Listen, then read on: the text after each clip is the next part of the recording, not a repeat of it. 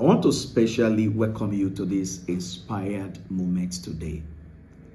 Today, I will share with you what I've called how to deal with opposition before opposition deals with you. One thing is certain in life. At one time or the other in your life, you will come across oppositions.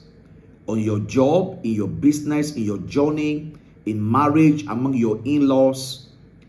Somewhere along the line, you're going to confront oppositions. And it's so important you understand how to deal with oppositions. Because ultimately, oppositions wants to deal with you. And so ahead of the opposition, you must learn how to deal with opposition. In 1 Corinthians chapter 16 and verse 9, it said, because a great door for effective work has opened to me, and there are many who oppose me. That's in the New International Version, in the NIV version. Because a great door for effective work has opened to me, and there are many who oppose me. The first major lesson you must learn about opposition is that there is nothing strange about them. That's the first lesson I want you to learn today. When it comes to oppositions in life, you must first of all understand there is nothing strange about oppositions. In 1 Corinthians chapter 10 verse 13, God's word tells us, there's no challenge that is taking you, but such as is common to man. It says that in that same challenge, God is faithful, who will not allow you to be tempted more than you are able to bear. And so, it is common. It's not something strange. The presence of opposition is an integral part of life. The presence of an opposition is an integral part of life. Just as I said to you earlier, at one stage or the other in your life, you will come across oppositions to your progress. You will come across oppositions to the plans and the purpose of God for your life. I can give you several examples in my life of how I was opposed by someone. Somebody stood in my front and wants to hinder what I was doing. And so it's an integral part of life. The presence of opposition has never been a hindrance to the program and the purpose of God for his people. You must understand that. The presence of opposition has never stopped the purpose of God for his people. As long as you know how to undo opposition, it will never hinder you. It will never stop the purpose of God for your life. If you don't know how to deal with oppositions in your life, the following will be the possible outcome. And so, it's important that you learn these truths today. The presence of opposition will become a concern if you don't know how to undo them. That's where the issues are. If you don't know how to undo the oppositions that come your way, ordinarily you become concerned, you become bothered because you feel handicapped, you feel helpless about it. And so if you don't know how to undo opposition, the few things will happen. Number one, the presence of opposition will leave in a state of fear that will incapacitate you to act. And so if you don't know how to handle this opposition you are facing, you'll be so full of fear. You become so incapacitated. Remember the story of King Saul and his men. As we're facing Goliath, it was an opposition. And they were so afraid. They were hiding for 40 days. They couldn't do anything because they became afraid. Their response was a response of fear. Number two, if you don't know how to deal with opposition, the presence of the opposition will become so large that completely blinds your eyes to the presence of God in your life. It becomes so overwhelming. You see opposition more than you see God. The presence of the opposition will become so large that completely blinds your eyes to the presence of God in your life. Number three, the presence of the opposition will make you doubt the capacity of God in your life to do exploit. You will doubt yourself. You will doubt the capacity of God in your life. You will doubt what God has deposited in your spirit. You will doubt your capacity. You will hide. You will run away. Why? Because you see more of the opposition more than you see God. And so, several examples in the Bible. I'll give you a couple of them. I'm sure as I'm talking, you should be able to figure out some of them. Oppositions in the Bible. The story of Cain and Abel. Abel offered a sacrifice unto God that was pleasing unto God. The sacrifice of Cain was not accepted by God, and Cain became an opposition to Abel, and eventually he killed his brother because of that opposition. Number two, the brothers of Joseph became an opposition to their own brother's dream. He woke up one day and he said to them, I had a dream that I'm going to become a leader one day. And they began to plot how that dream will never come to pass. They took him to the pits.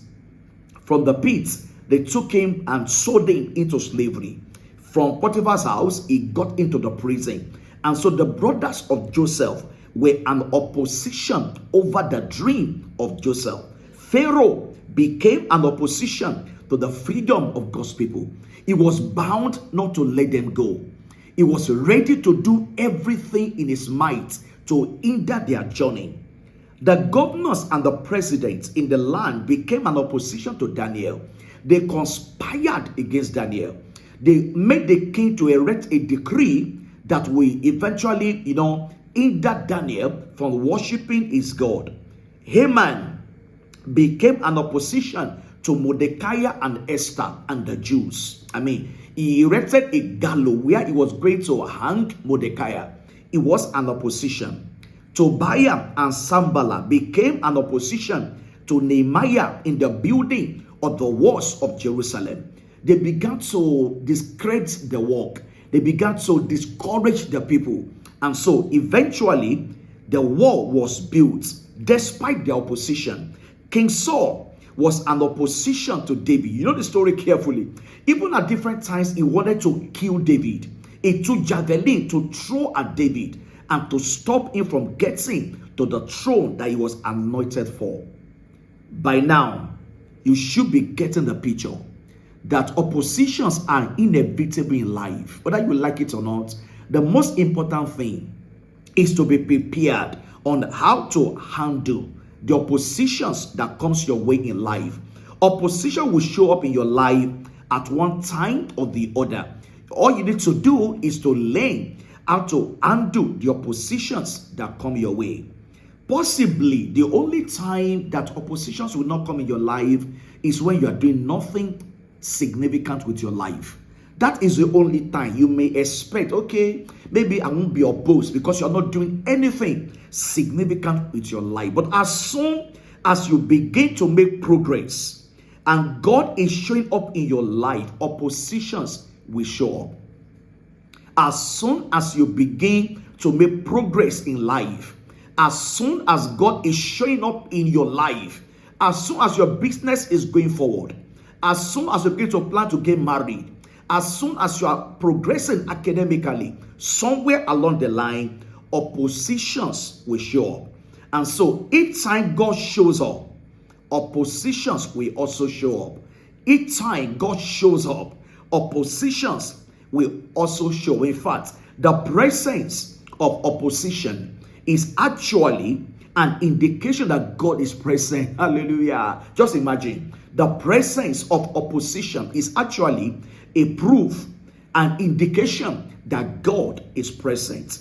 And you must also note that many times opposition will come from people who are close to you, close relatives, friends, colleagues at work, family relatives, spouse. Most of the time it will come through them, and that is why it can become so devastating if you don't know how to handle the oppositions that come your way.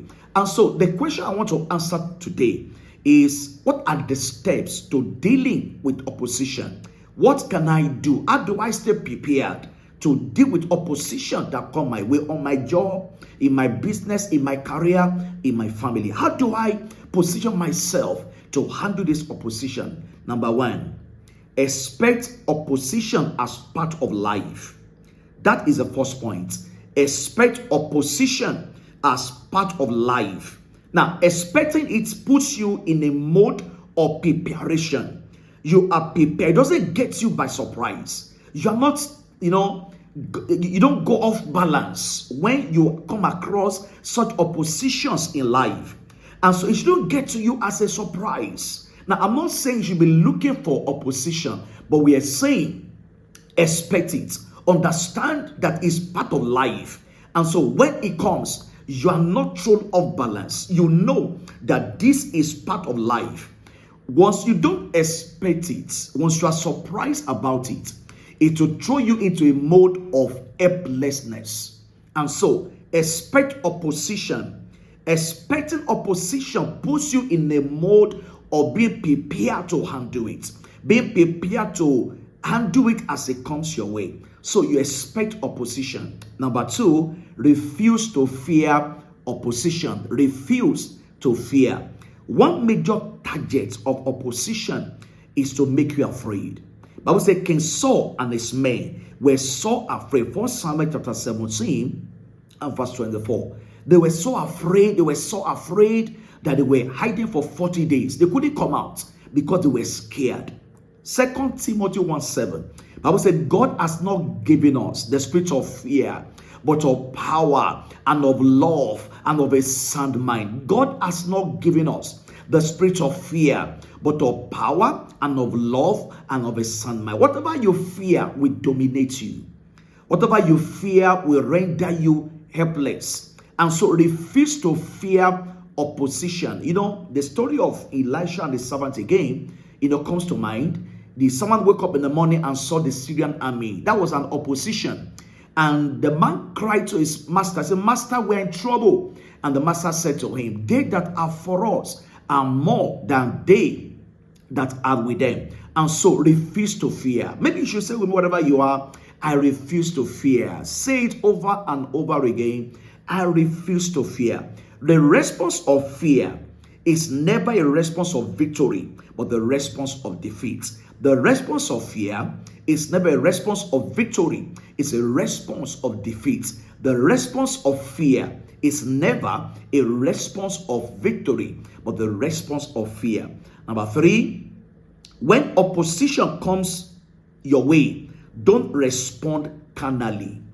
Opposition will come through people, but your battle is not really against people, but spiritual forces. The Bible says we wrestle not against flesh and blood, but against principalities and powers. See beyond that colleague at work. See beyond that opposition in your business. Address it spiritually. The weapons of our warfare are not carnal, but they are mighty through God to the pulling down of strongholds. And of course, if you go about fighting people, you have lost the battle already. If you go about fighting people, you have lost the battle already. And number 4, where I will stop for this video, don't stay on the same level with the opposition. No. Rise above the opposition. When David eventually came to the battleground after King Saul and his men were hiding, he came to that battle not, carrying weapons like Goliath was carrying. But he was not going to fight Goliath on the same level. He had to rise beyond that level. So I want to ask you, rise above the opposition. There's something in you that the opposition can see. There's more than them. Rise above it in your spirit. Rise above the opposition from the inside. The greater one dwells on your inside. Greater is he that is in you than he that's in the opposition. So don't stay at the level of the opposition. Rise in your spirit. Rise above them, because the greater one dwells in you. And I decree today that you'll be strengthened with might by God's Spirit on your inside. You'll be able to handle the challenges and the oppositions of life. The Lord will teach your hands to war and your fingers to fight. I want to encourage you as much as you can, like this video, subscribe to this channel, and share the video with somebody. And I would like to hear your comments. If you have questions, ask me questions. I will respond to your questions in the comment section. And I will see you in your destiny. God bless you.